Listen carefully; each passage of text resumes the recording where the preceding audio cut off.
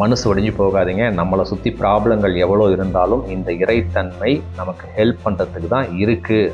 அப்படி இருக்குன்னா அதுக்கு நான் என்ன செய்யணும்? ஸோ இதை மட்டும் நீங்கள் அப்ளை பண்ணிங்கன்னா 100% உங்கள் வாழ்க்கையில் ஒரு மிகப்பெரிய மாற்றம், ஒரு வெற்றி, ஒரு வளர்ச்சி, ஒரு நிம்மதி, ஒரு சந்தோஷம், ஒரு இன்பம், ஒரு பொருளாதார சூழ்நிலை, ஒரு உறவுமுறை மகிழ்ச்சி நடந்தே தீரும்.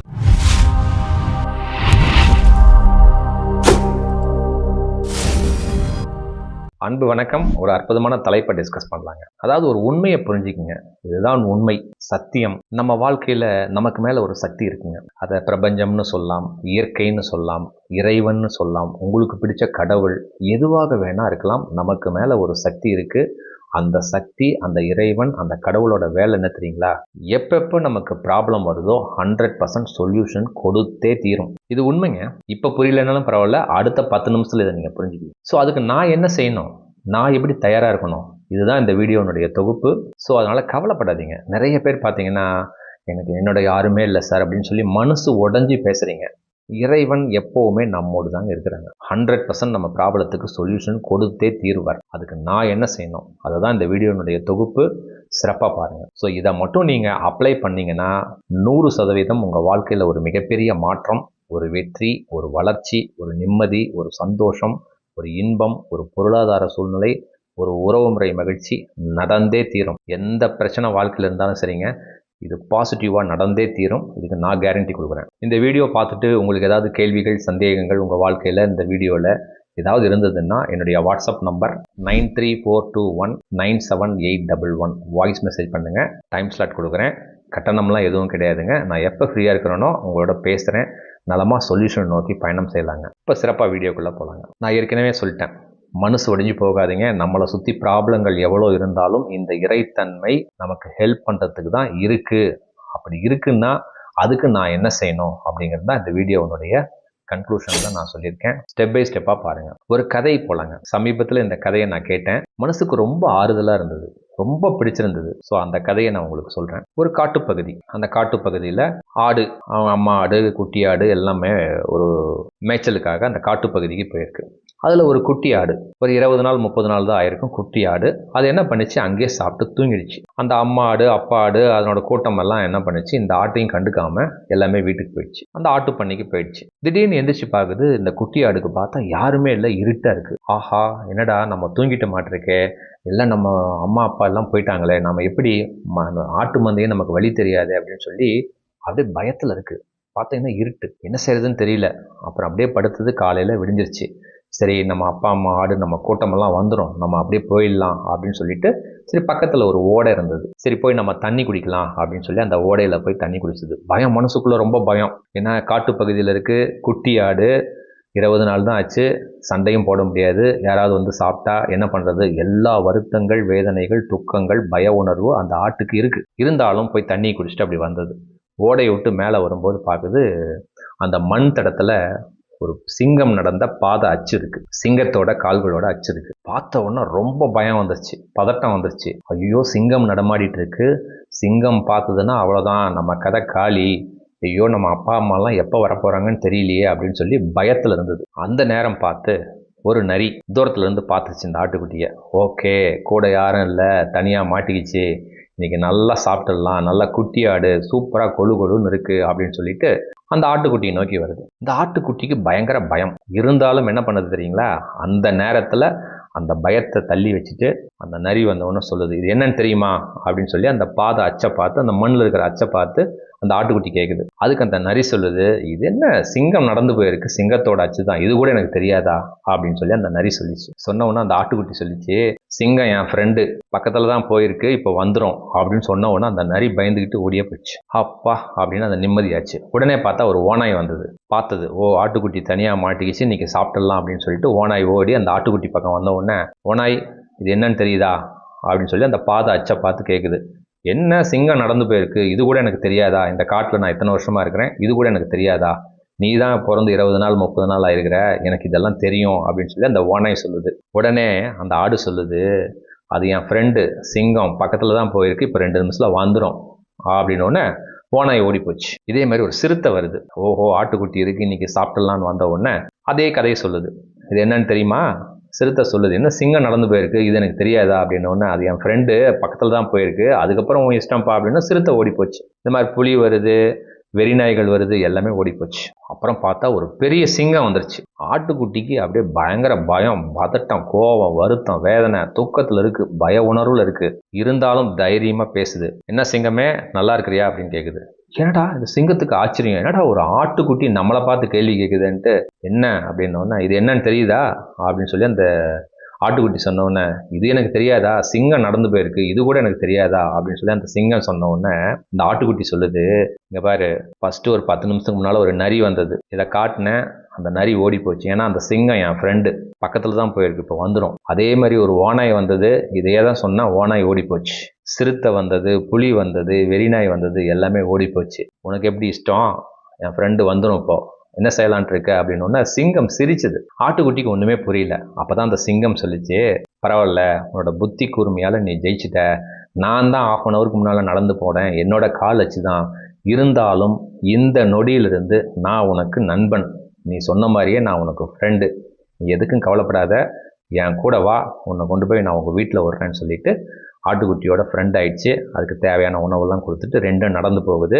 ஆட்டு பண்ண போனவுடனே அவங்க அப்பா அம்மாவை பார்த்து இந்த ஆட்டுக்குட்டியை விட்டுட்டு வந்துடுச்சு. அப்போ அந்த சிங்கம் சொல்லுது, காட்டில் எதுவும் பயந்துக்காத, என்னோட வீடு நான் காட்டியிருக்கேன், தைரியமாக சொல்லு, நான் உன் ஃப்ரெண்டு தான், அது எதுவாக இருந்தாலும் வந்து உதவி கேளு, நான் உனக்கு ஹெல்ப் பண்ணுறேன் அப்படின்னு சொல்லிட்டு அந்த சிங்கம் போயிடுச்சு. இதுதாங்க கதை. இந்த கதையில ஒரு மிகப்பெரிய தத்துவம் இருக்குங்க. உங்களுக்கு புரியுதா? அதாவது அந்த ஆட்டுக்குட்டிக்கு மனசுக்குள்ள வருத்தங்கள், கோபங்கள், துக்கங்கள், வேதனைகள், பயம் நிறைய இருக்கு. ஏன்னா பிறந்து 20 நாள் 30 நாள் தான் ஆகுது. இருந்தாலும் கூட அந்த படை யாருமே இல்லை, யாருமே இல்லை. நம்மளா வாழ்க்கையில பாருங்க, யாருமே எனக்கு உதவி செய்யல, நான் என்ன செய்யறதுனே தெரியல அப்படின்னு சொல்லி பல கேள்விகள் கேட்குறீங்களே. அந்த ஆட்டுக்குட்டி நிலைமை பாருங்க, யாருமே பக்கத்துல இல்லை. இருந்தாலும் அந்த பாதம் இருக்கு இல்லைங்க, அந்த பாத அச்சு, அதுதாங்க பிரபஞ்சம், அதுதாங்க இறைத்தன்மை, அதுதாங்க நமக்கு மேல இருக்கிற சக்தி. உங்களுக்கு பிடிச்ச கடவுள், உங்களுக்கு பிடிச்ச இறைவன் அந்த பாதம். இப்ப புரியுதுங்களா?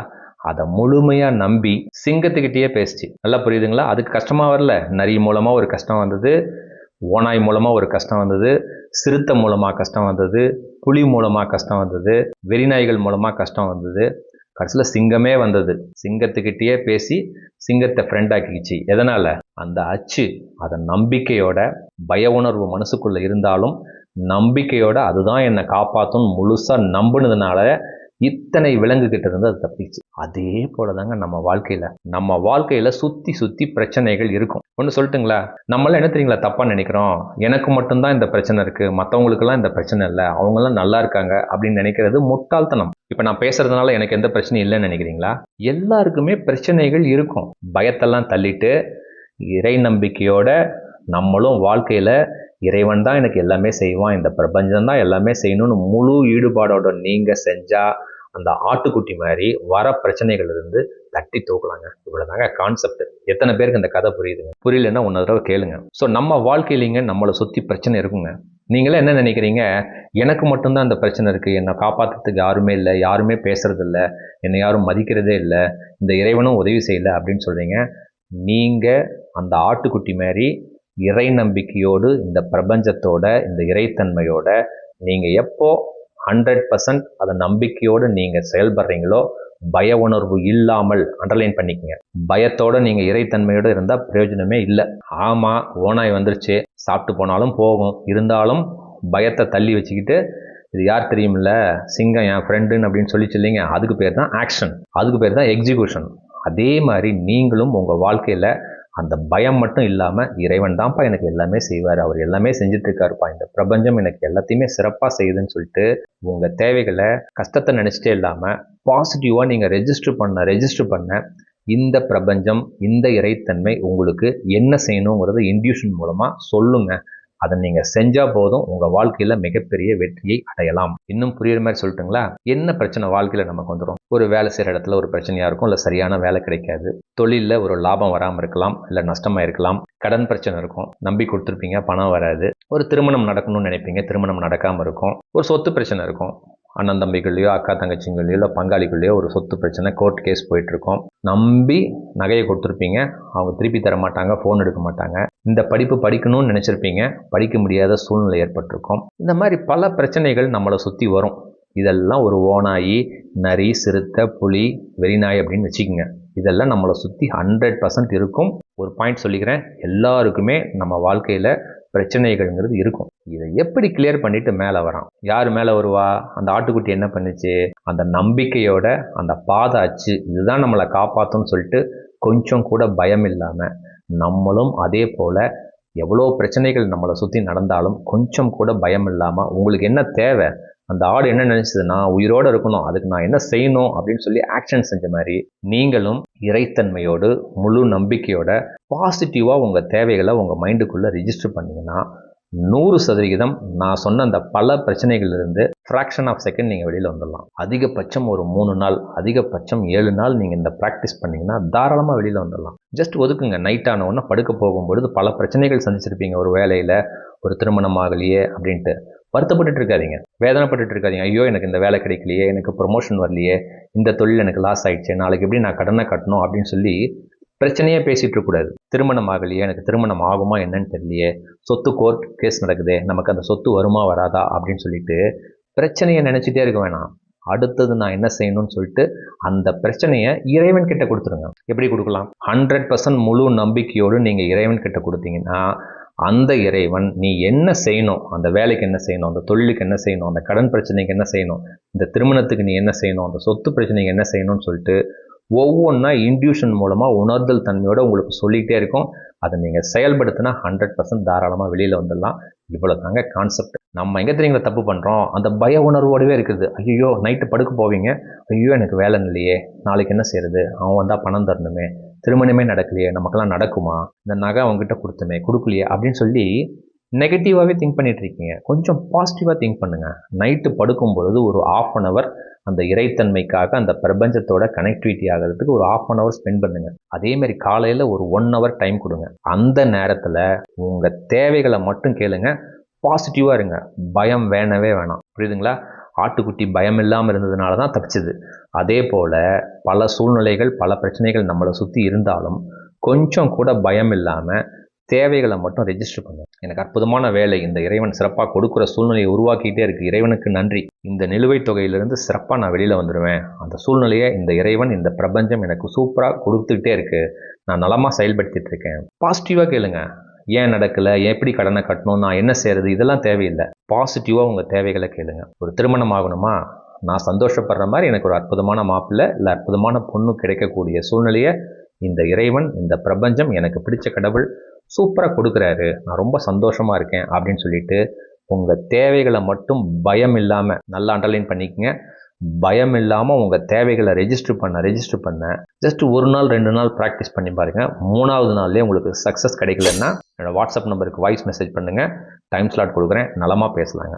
100% சக்ஸஸ் ஆகும். இவ்வளோதாங்க ஆன்மீகமே. ஸோ இதுதான் லா ஆஃப் அட்ராக்ஷன்.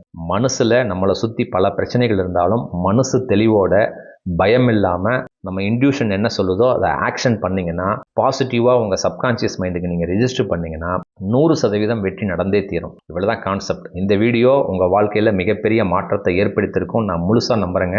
இந்த வீடியோ பார்த்த நொடியிலேருந்து எனக்கு யாருமே இல்லை, எனக்கு யாருமே உதவி செய்யலை அப்படின்னு நினைக்காதீங்க. இந்த இறைவன், இந்த பிரபஞ்சம், உங்களுக்கு பிடிச்ச கடவுள் எப்போவுமே உங்களோட தான் இருக்கார். இதுதான் உண்மை. இந்த வீடியோ உங்களுக்கு ரொம்ப பிடிச்சிருக்கும்னு நான் நம்புகிறேங்க. இந்த வீடியோவை உங்கள் நண்பர்களுக்கு, உறவினர்களுக்கு, அன்பானவர்களுக்கு அற்புதமாக ஷேர் பண்ணுங்கள். அடுத்த காணொலியில் இன்னும் ஒரு சிறப்பான தலைப்பில் நிறைவாக சந்திக்கலாங்க. மிக்க நன்றி, மகிழ்ச்சி.